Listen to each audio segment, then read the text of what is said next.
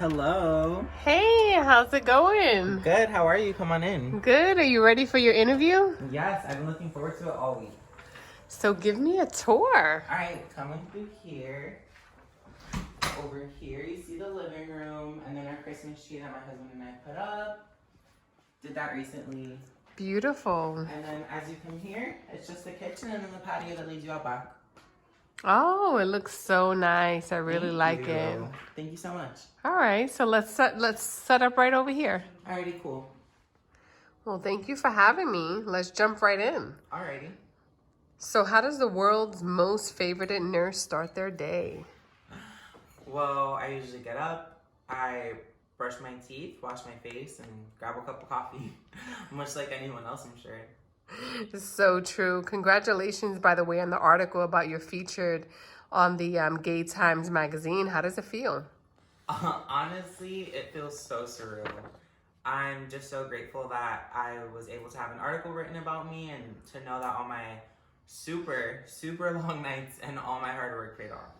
Well, it was definitely well deserved. Now, speaking of nursing, what made you decide you were going to actually be a nurse? Good question. So I always kind of knew I had a general interest of being like in the medical field. Both my aunt and uncle, they're both doctors. One is a dermatologist, the other one works with pediatrics. They work with kids. So I've always been around that, and they kind of started my love for nursing and my love for helping people. And honestly, it wasn't until my freshman year of college to where I had to sit down for my SLS class, my new student orientation class, and really do the assignment was actually called my personal statement. And that assignment was about where do you see yourself 8 to 10 years from now? And I really sat down and thought, and I was just like, I see myself being a nurse, and here I am now. Wow, man, I give you props. Nursing sounds tough. I don't think I would have been able to do it. Oh, no, don't say that. You can do anything you put your mind to. Well, that's very true. I mean, you're such a great nurse, and I've seen pictures of your family and how you've, helped them. And I mean, it's truly heartwarming. But there's something very unique about your nursing practice. Now, I must ask, what made you decide you were actually going to work with the LGBT? Great question. So, as you know, I am gay, and I kind of just combined my love for my community and my love for nursing into my dream career, really. Also, I just like communicating with people I feel like I can relate to. So, specifically LGBT members, we share similar stories. So, that's what I like working with, and yeah. I love what you're doing and totally see your vision behind it. Now, for those young viewers that are watching and definitely interested in becoming a nurse like you, can you talk about the academic path you took to where you are today? Absolutely. So I went to Valencia right here in Central Florida, the Osceola campus. I did my AA there. I took all the prerequisite nursing classes like biology, sociology, psychology, medical terminology, and I completed my AA there. After that, I went to UCF. I went straight to the nursing program. After the nursing program, after the original 2 years there, I went back for another 2 years to become a nurse practitioner. So all in all, I went from 6.5, 7 years of schooling just to get to where I am today. And I'm not gonna lie, it was a lot of long nights, perseverance, really just trying to push through. But in the long run, it's so rewarding. I can only imagine how hard that could have been.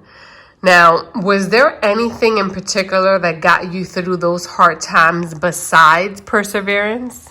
Besides perseverance, I would definitely say Valencia's tutoring center. That definitely helped me when it came to doing math problems. Algebra Comp 2, that was definitely a tricky class for me. So I use Valencia's tutoring center. On top of that, we have the writing center, the virtual writing center, which will allow you to get one-on-one help reading essays, paragraphs, papers, anything that you have to submit. So those definitely helped me when I was completing my degrees. Oh, wow, that's great that Valencia offers those types of programs to their students. Now, let me ask you this. Is tutoring included in their overall cost for attending the school? So the tuition for Valencia does include all the tutoring centers. That is all free to the students after paying your regular tuition amount. I'm not gonna lie, college is a very big expense, especially for me because my family did not qualify for financial aid. So for UCF, when I went to UCF, it was upwards to $15,000 to $16,000 without any financial aid. Like, luckily, I had scholarships that had chopped that amount in half, so I didn't have to pay for the whole thing. But yes, back to your original question, it is included in the overall cost. Excellent. So, okay, last question. Hopefully the last one, right? and just because I know that many viewers are interested, so how do you specifically work with the LGBTQ patients after getting your nursing degree? Great question. Again, this is honestly one of my personal favorites. So after I became a nurse practitioner, I was just Googling places, researching places where can I work with LGBTQ patients. And I found this place called the Center in Miami, Florida. Basically how it works is half of the center is working with patients physically and emotionally. So one half you have the therapists, the support groups, anything like that for the patients. And then you have where I work, the nurse practitioners, the nurses, working with patients like physical health. We also do fundraising events yearly to where all the proceeds go towards helping gay people get off the streets if they've been kicked out by their families or whatever situation they're in. All the proceeds go towards back into our community. As far as skills go for the job, I would say one of the biggest things to anyone looking to working with solely or strictly LGBT patients is to be very empathetic. You have to know, or one of the reasons why I think it's so important to have doctors working with that community in particular is because members of that community have been constantly just like turned down, like looked past, and a lot of doctors refuse to help them based on personal judgment on their lifestyle they don't agree with, and it's unfortunate, but it is legal to do that in the US.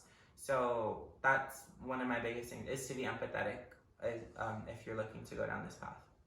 Well, I must admit that that's very inspiring, and congratulations once again on having your article published and now your first Vogue interview. I know that many LGBTQ members look up to you and commend you, for helping the community in the way that you do. Nathaniel, it's been a pleasure sitting down with you, talking with you, and I hope that this is definitely not the last time. Oh, thank you so much again. I really appreciate it. You're welcome.